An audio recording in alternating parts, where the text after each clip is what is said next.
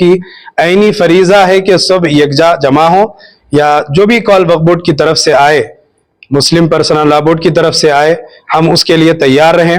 एहतजाजी सूरत हो या ये स्कैन की सूरत हो, आप सबके फ़ोन में बजरिए मेल भी ये चीज़ पहुंची है, व्हाट्सएप के ज़रिए से भी पहुंची है कि आप इसको स्कैन करो, और उसमें बाज़ाब्ता पूरा मेल ऑलरेडी लिखा हुआ है।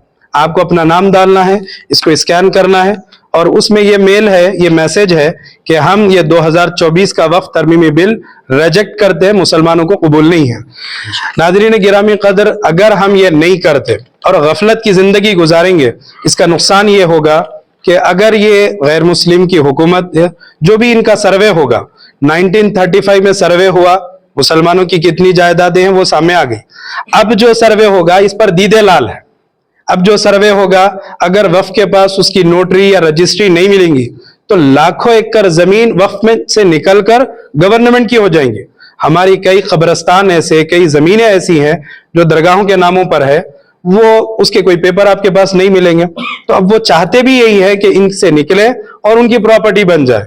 और दूसरा उनकी ये तरमीम है कि उसमें गैर मुस्लिमीन को भी हिस्सा मिले, गैर मुस्लिमीन उसकी क़ियादत करेंगे। अगर कोई मुसलमान मस्जिद के लिए, कब्रस्तान के लिए अपनी जायदाद वक्फ करना चाहेगा तो इनके कानून आ रहा है कि कोई कलेक्टर होगा, कोई गैर मुस्लिम कलेक्टर होगा या मिसले कलेक्टर होगा, वो फैसला करेगा, वेरीफाई करेगा।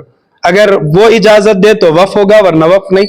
ऐसे बहुत सारे तकरीबन 50 उनके तरमीमी अहकामात है। आप इसको पढ़िए, और तमाम मुसलमानों की जिम्मेदारी है, यह हमारा अपना मजहबी मसला है, यह वक्फ हमारी अपने मसाइल है। इससे पहले जो तलाक का मसला आया, मुसलमान खामोश बैठे, उसका मसला क्या है आपके सामने।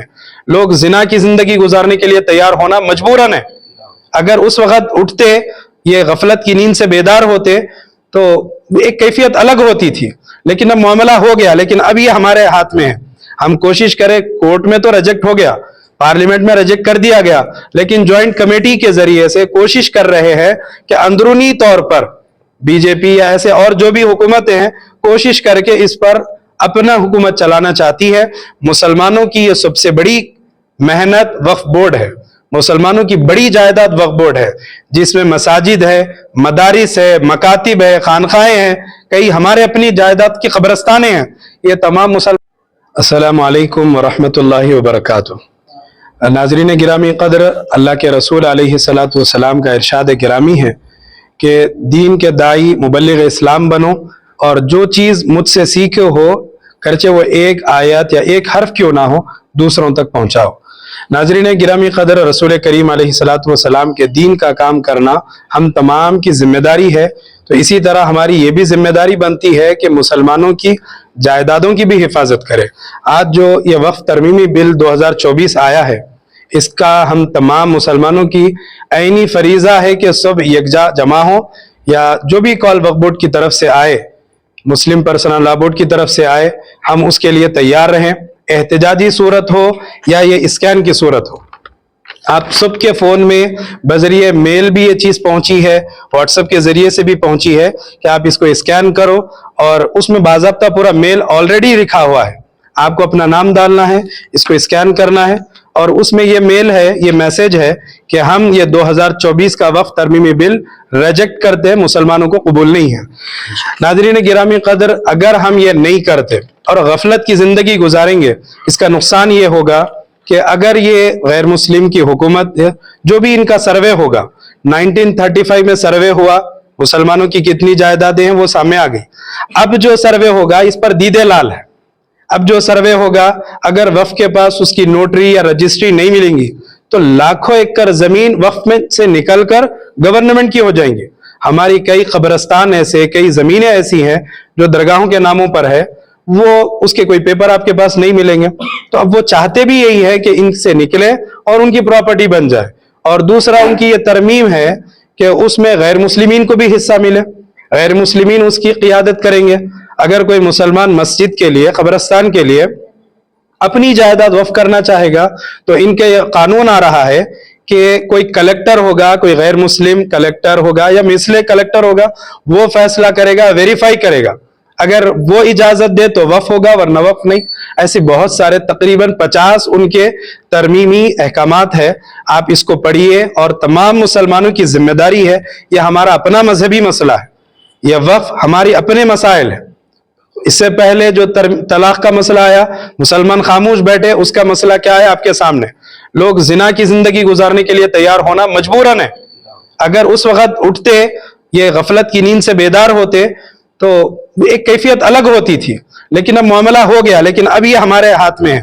ہم کوشش کریں, کورٹ میں تو ریجیکٹ ہو گیا, پارلیمنٹ میں ریجیکٹ کر دیا گیا, لیکن جوائنٹ کمیٹی کے ذریعے سے کوشش کر رہے ہیں کہ اندرونی طور پر بی جے پی یا ایسے اور جو بھی حکومتیں ہیں کوشش کر کے اس پر اپنا حکومت چلانا چاہتی ہے.